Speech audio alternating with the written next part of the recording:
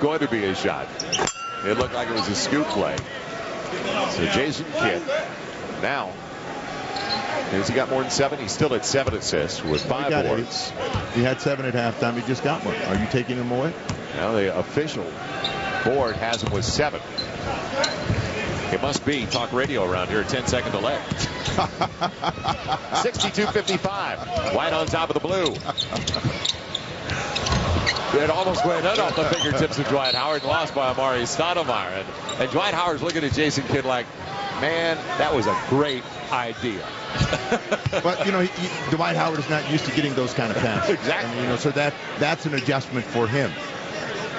Who has passed better than Jason Kidd in recent years? You go back to Magic Johnson. Yeah, I mean, you know, the 2-time MVP was getting all the attention about making great passes. And he does. Rightfully so. But, I mean, again, Jason Kidd is a unique player in his own right and should be applauded for what he does and does well. Kobe. And it stays out after LeBron James got it to the opposite side. Bounced around Kobe. Trying to find a hand. Fresh shot clock. We're inside of 6 minutes. Carmelo Anthony. Finally the finger roll. So the reverse for Carmelo Anthony in a 7-point deficit. LeBron James glances over to Stoudemire. Spin by Darren Williams. The recognition Kidd was coming. The 23-year-old tried to get it to Kobe. Dwight Howard altered that play. And it's going to be Tyson Chandler on the putback. Tyson Chandler, his first basket after hitting a free throw in the first half. They want to push it. You can hear him in the background. You want to get in shape. Come out to these workouts. Kobe, too strong. Jason Kidd with the uncontested glass.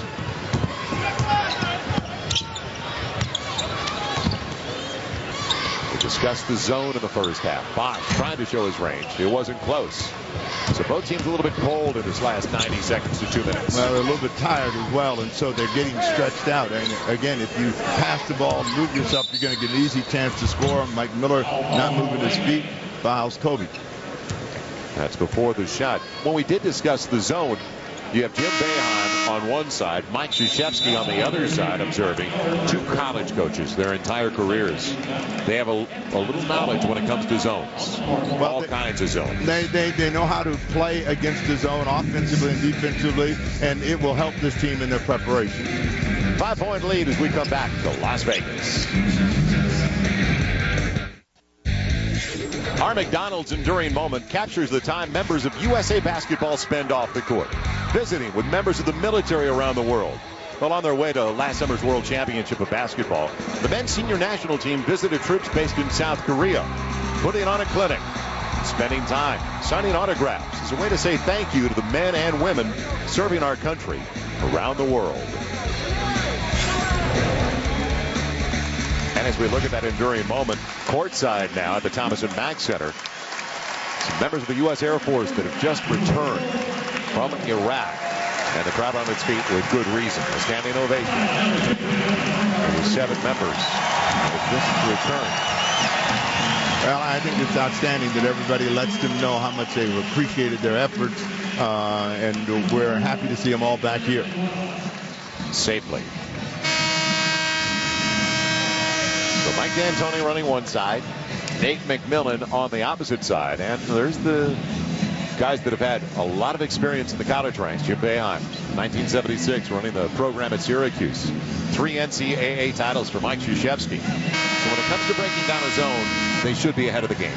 Well, they will be ahead of the game. They have the players that have the talent to beat the zone. Now it's a question of getting them used to playing against it and where to attack and how to attack and take shots that will be effective and continue to build on the scoreboard. It's a 5-point game. Kobe's on the line. And it's so rare when NBA coaches, not you want to call it a gimmick defense, but some of the NBA coaches use it out of timeouts off of maybe a made free throw where they're going to bring the ball up slowly. Well, just a curveball, a new wrinkle. They're trying to change up things, but most NBA coaches don't like zones. They don't like them offensively or defensively, but when they find an opponent that doesn't handle it well, they'll go to a zone and try to get some advantage that way. Kobe gets the first free throw. That was Kobe's first point of the second half. Making 2 at the stripe. Kobe's got 19. 3 in double figures now. Kobe with 19, Stoudemire with 10, and Anthony with 15 to the blue side. Kobe called to the hole. Trying to track Jason Kidd. I know Kobe was in his stuff, man. He was, he really was. He started right down there and chased them all the way down, and he was showing that, Jason Kidd, you're going to have to work the rest of this 5-minute period. I'm going to be after you. Look at him right now. He's trying to break in, make sure he can stay between Kidd and the ball. All these are FIBA officials. Tommy Nunez Jr., one official from the NBA.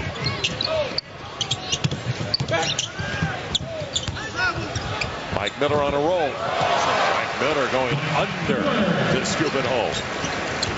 So Miller up to 19 with his first deuce of the second half. Tying Kobe for team honors. Kevin Durant has checked back into the game out of the timeout, as well as Kirk Hinrich. In the matchup zone, it's deep into the clock. Carmelo Anthony, the three-pointer. It's down to only 2 after it was 7 at the break, and it's given away. Kobe up against Kidd, and he tried to reverse it, blocked away. Hinrich gets it. So LeBron James trailing the play. Kobe thought he had to deal with Kidd. James stayed there. What a block by LeBron. Somebody can pay for that. Kobe's not taking that. It'll be LeBron beyond the arc. And across to Tyson Chandler. Hinrich doesn't have the numbers. More than 4 to play in the third. Tied at 66. Beautiful pass by Carmelo Anthony, but Jason Kidd saw it coming as he wanted Durant. What a pass by Kidd. Miller 3 for 3. And the lead again for Team White. It all starts out of the hands of Jason Kidd.